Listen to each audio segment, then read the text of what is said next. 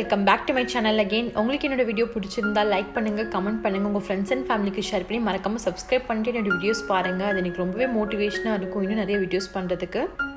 இந்த வீடியோவில் என் sister family ஊருக்கு கிளம்புறதும் அன்றைக்கி நாங்கள் ப்ரிப்பேர் பண்ண லஞ்ச் ரெசிபிஸும் தான் இந்த வீடியோவில் நீங்கள் பார்க்க போகிறீங்க. இன்றைக்கி நான் லஞ்சுக்கு தலைக்கறி தான் பண்ணலான்னு இருக்கேன். அதுக்காக குக்கரில் 3 டேபிள் ஸ்பூன் எண்ணெய் எடுத்திருக்கேன். எண்ணெய் நல்லா சூடானதுக்கு அப்புறமா 2 பட்டை, 2 ஏலக்காய், 3 கிராம்பு ஆட் பண்ணிக்க போகிறேன். இப்போ இதில் சின்ன சின்னதாக கட் பண்ண 4 வெங்காயம் சேர்த்துக்க போகிறேன். நம்ம லாங் ஸ்லைஸாகவும் கட் பண்ணி சேர்த்துக்கலாம், பட் சின்ன சின்னதாக கட் பண்ணி சேர்த்துக்கிட்டா சீக்கிரமே வதங்கிடும், இன்னும் நல்லா டேஸ்ட்டாக இருக்கும். ஸோ அதுக்காக தான் நம்ம குட்டி குட்டியாக கட் பண்ணி சேர்த்துக்கிறோம். ஆனியன்ஸ் எல்லாம் நல்லா வதங்கட்டும், அது வரைக்கும் மீடியம் ஃப்ளேமில் வச்சு குக் பண்ணிக்கோங்க. நீங்கள் எண்ணெய் சேர்க்கும் போது ரொம்ப கம்மியாக சேர்த்துட்டிங்கன்னா ஆனியன்ஸ் போட்டு குக் பண்ணும் போது நல்லா இருக்காது. கொஞ்சம் லிபரலாக நீங்கள் எண்ணெய் போட்டிங்கன்னா தான் ஆனியன்ஸ் குக் பண்ணுறதுக்கு நல்லாயிருக்கும். நான் இன்னைக்கு ஒரு 3 டேபிள் ஸ்பூன் இஞ்சி பூண்டு பேஸ்ட் வந்து தட்டி போட்டிருக்கேன். ஃபர்ஸ்ட்டு 1.5 டேபிள் ஸ்பூன் இஞ்சி பூண்டு பேஸ்ட் ஆட் பண்ணி நல்லா வதக்கிக்கோங்க. ஆக்சுவலாக 3 டேபிள் ஸ்பூன் இஞ்சி பூண்டு பேஸ்ட் வந்து ஒன்றாவே போடலாம், பட் நான் வந்து ஹாஃபாக போட்டு ஃப்ரை பண்ணேன்.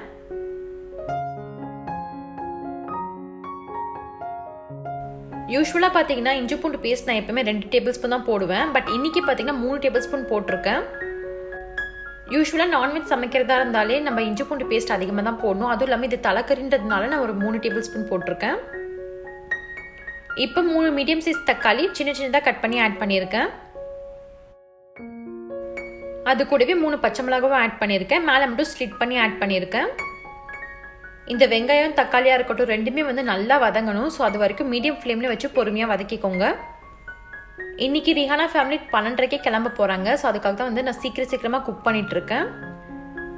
இந்த மாதிரி எண்ணெய் நல்லா பிரிஞ்சு வரணும். ஸோ அதுக்கப்புறம் 1/2 டீஸ்பூன் மஞ்சள் தூள், 1 டேபிள் ஸ்பூன் மிளகாய் தூள், அப்புறம் 1.5 டேபிள் ஸ்பூன் தனியாத்தூள் ஆட் பண்ணிக்கோங்க. ஆட் பண்ணிவிட்டு நல்லா மிக்ஸ் பண்ணி விட்டுக்கோங்க. இந்த ஸ்டேஜில் அடி பிடிக்க சான்ஸ் இருக்குது. ஸோ ஹை ஃப்ளேமில் வச்சு குக் பண்ணாதீங்க, மீடியம் ஃப்ளேமில் வச்சு குக் பண்ணுங்கள். ஸ்பைஸ் பவுடர்ஸ் எல்லாம் ஆட் பண்ணி ஒரு 2 மினிட்ஸ் குக் பண்ணிக்கோங்க. இப்போ நம்ம வந்து தலைக்கறி சேர்த்துடலாம். இது வந்து நல்லா பெரிய தலை, ஸோ அதனால தான் வந்து நிறைய ஃப்ளஷ் இருக்க மாதிரி இருக்குது. இதை நல்லா க்ளீன் பண்ணி 4-5 தண்ணியில் வாஷ் பண்ணி ஆட் பண்ணியிருக்கேன். ஸோ ஆட் பண்ணி நல்லா மிக்ஸ் பண்ணி விட்டுக்கோங்க. எப்போயுமே கறி ஆட் பண்ணதுக்கப்புறமா உடனே தண்ணி ஊற்றிடாதீங்க. கறி ஆட் பண்ணதுக்கப்புறமா மசாலா கூட 5 நிமிஷம் குக் பண்ண விடுங்க. அப்போ தான் மசாலாவில் இருக்க அந்த ஃப்ளேவர்ஸ் எல்லாம் கறியில் நல்லா இறங்கும். இப்போ நான் 1/2 மூடி தேங்காய் கொஞ்சமாக தண்ணி சேர்த்து அரைச்சி நான் இதில் ஆட் பண்ணியிருக்கேன். உங்களுக்கு தேங்காய் ஓவர் குக் பண்ணுறது பிடிக்காதுன்னா நீங்கள் வந்து ஒரு 9 விசிலோ எத்தனை விசில் உங்களுக்கு வந்து கறி வேகிறதுக்கு விடணுமோ அத்தனை விசில் விட்டுட்டு கடைசியில் ஒரு விசில் இருக்கும் இல்லையா, அப்போ வந்து நீங்கள் ஆஃப் பண்ணிவிட்டு தேங்காய் அரைச்சி ஊற்றிட்டு ஒரு விசில் வச்சு விட்டுக்கோங்க. பட் எனக்கு இன்னைக்கு வந்து டைம் இல்லை, ஸோ அதுக்காக வந்து ஒன்றாவே வச்சு விட்டுட்டேன். அது கூட வந்து ஒரு 1/2 கப் வாட்டரும் சேர்த்துருக்கேன். உங்களுக்கு கிரேவி திக்காக வேணும்னா நீங்கள் கோகனட் மில்க்லேயே வந்து குக் பண்ணிக்கோங்க. எனக்கு வந்து நாங்கள் 4-5 பேர் சாப்பிட்றதுக்காக நான் இன்னும் கொஞ்சம் தண்ணி ஆட் பண்ணியிருக்கேன். இப்போ இந்த கிரேவிக்கு தேவையான அளவு சால்ட் ஆட் பண்ணிவிட்டு அப்புறம் 1 டீஸ்பூன் கரம் மசாலா பவுடரும் நான் ஆட் பண்ணிக்க போகிறேன். நான் ஹோல் ஸ்பைசஸ் ஆட் பண்ணியிருக்கேன். இருந்தாலும் கரம் மசாலா ஸ்மெல் பார்த்தீங்கன்னா நான்வெஜ்க்கு ரொம்ப நல்லாயிருக்கும். இப்போ இதில் ஃபைனலாக புதினா கொத்தமல்லி சேர்த்து நல்லா மிக்ஸ் பண்ணி ஒரு 10 விசில் வச்சு விட்டுற போகிறேன். நீங்கள் உங்களோட குக்கர் அண்ட் தலைக்கறி பொறுத்து எத்தனை விசில் விடணுமோ அத்தனை விசில் வச்சு விட்டுக்கோங்க. பட் நாங்கள் வாங்கியிருக்க தலை பார்த்தீங்கன்னா கொஞ்சம் ஹார்டாக இருக்க மாதிரி இருந்துச்சு. ஸோ அதனால் நான் 10 விசில் விட்டால் தான் கரெக்டாக இருக்கும்.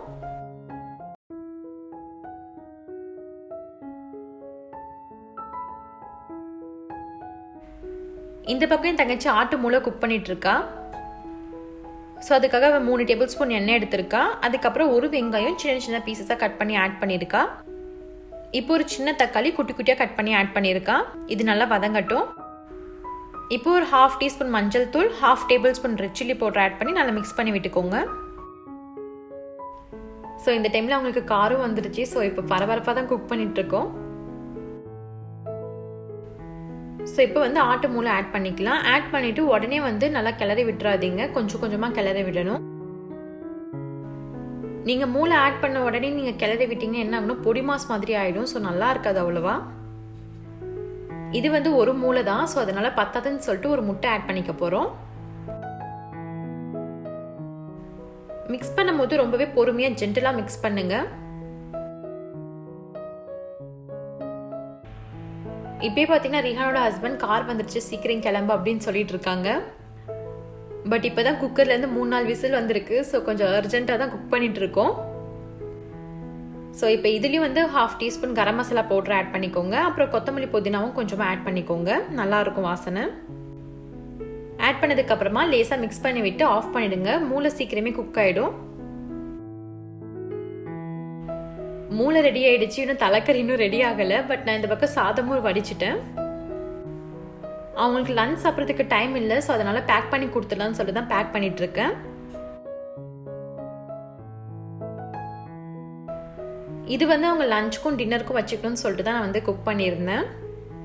இப்போ வந்து ஒயிட் ரைஸும் மூளையும் பேக் பண்ணியாச்சு. இன்னமும் வந்து தலைக்கறி குக் ஆகலை, 8வது விசில் இப்போ தான் வந்துட்டு இருக்கு.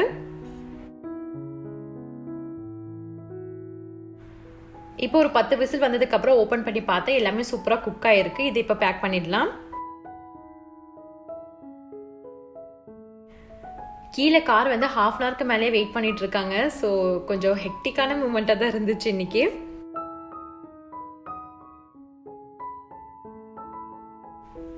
நான் 10 விசில் வச்சு விட்டதில் மீட்டெல்லாம் பார்த்தீங்கன்னா சூப்பராக குக்காக இருந்துச்சு. ஸோ இந்த ரெசிபி நீங்களும் வீட்டில் ட்ரை பண்ணி பாருங்கள், எப்படி வந்திருக்குன்னு சொல்லிட்டு எனக்கு கமெண்ட்டில் மென்ஷன் பண்ணுங்கள். அவங்க ராத்திரியும் வச்சு சாப்பிட்றதுக்காக நான் இன்னும் கொஞ்சம் கிரேவி எக்ஸ்ட்ரா தான் வச்சேன். அவங்க இந்தியாவுக்கு போய் 2 மந்த் இருந்தாங்க. அதுக்கப்புறம் டேரெக்டாக எங்கள் வீட்டுக்கு தான் வந்திருக்காங்க. ஸோ இப்போ தான் வந்து அபுதாபிக்கு அவங்க வீட்டுக்கு போக போகிறாங்க. இப்போ அவங்க வீட்டுக்கு போயிட்டு அரேஞ்ச் பண்ணுறதுக்கு தான் கரெக்டாக இருக்கும். இதில் டின்னர்லாம் சமைச்சு சாப்பிட்றது அவங்களுக்கு கொஞ்சம் கஷ்டமாக இருக்கும். ஸோ அதுக்காக அவங்களுக்கு டின்னராவது கொடுத்து அனுப்பலாம்னு சொல்லிட்டு தான் பேக் பண்ணிட்டு இருந்தோம். ஸோ இப்போ எல்லாமே முடிஞ்சிருச்சு.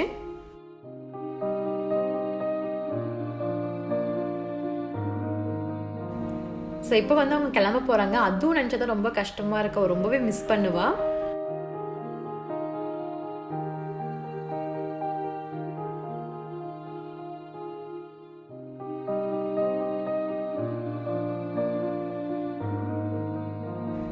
ஸோ நான் ப்ரீவியஸ் வீடியோவில் சொன்ன மாதிரி தான், வந்ததும் தெரியல போகிறதும் தெரியல. ஸோ அவ்வளோ ஸ்பீடாக போயிடுச்சு.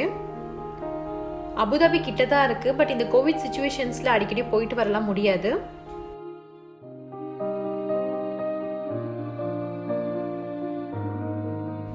அதுவும் என்ன நினச்சிட்டு இருக்கான்னா, நாங்கள் எப்பவுமே வெளில கிளம்புவோம் இல்லையா, ஸோ அப்படி தான் வந்து வெளில கிளம்பிட்டு இருக்கோம் அப்படின்னு சொல்லிட்டு நினச்சிட்டு இருக்கா. பட் அவங்க மட்டும் தான் போகிறாங்கன்னு சொல்லிட்டு அவளுக்கு தெரியாது. ஸோ தெரிஞ்சால் ரொம்ப ஃபீல் பண்ணுவா. அதுதான் கொஞ்சம் கஷ்டமாக இருக்குது.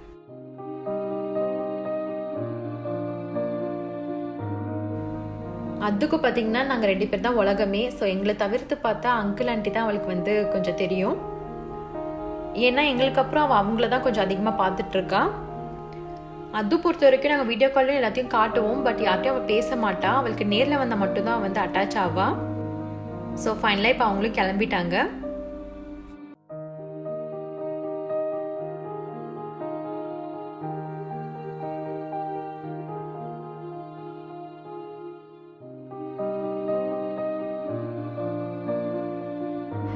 இப்போதான் அவளுக்கு புரியுது. ஸோ நாம் போல அவங்க மட்டும் தான் போயிருக்காங்க, வரமாட்டாங்க அப்படின்னு சொல்லிட்டு. ஸோ அவளுக்கு புரிஞ்சதுக்கு அப்புறம் அழ ஆரம்பிச்சிட்டா.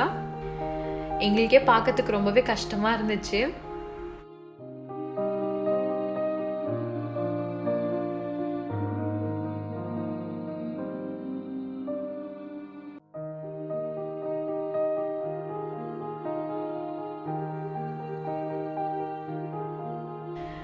ஸோ அகைன் திரும்ப எங்கள் 2 பேர் முகத்தை தான் பார்த்துட்டு இருக்கணும்.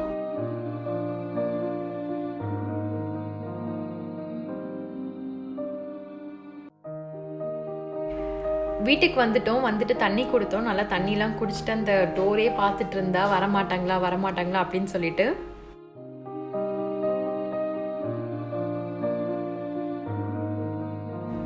பட் சின்ன குழந்தைங்களை பொறுத்த வரைக்கும் என்ன ஒரு அட்வான்டேஜ் பார்த்தீங்கன்னா, அவங்க சீக்கிரமே மறந்துடுவாங்க.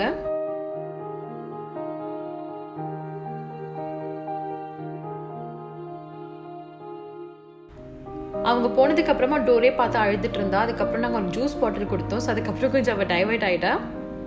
ஸோ அவ்வளோதான். இந்த வ்ளாக் உங்களுக்கு பிடிச்சிருக்குன்னு நான் நம்புகிறேன். பிடிச்சிருந்தா லைக் பண்ணுங்கள், கமெண்ட் பண்ணுங்கள், உங்கள் ஃப்ரெண்ட்ஸ் அண்ட் ஃபேமிலிக்கு ஷேர் பண்ணி மறக்காமல் சப்ஸ்கிரைப் பண்ணிட்டு என்னோட வீடியோஸ் பாருங்கள்.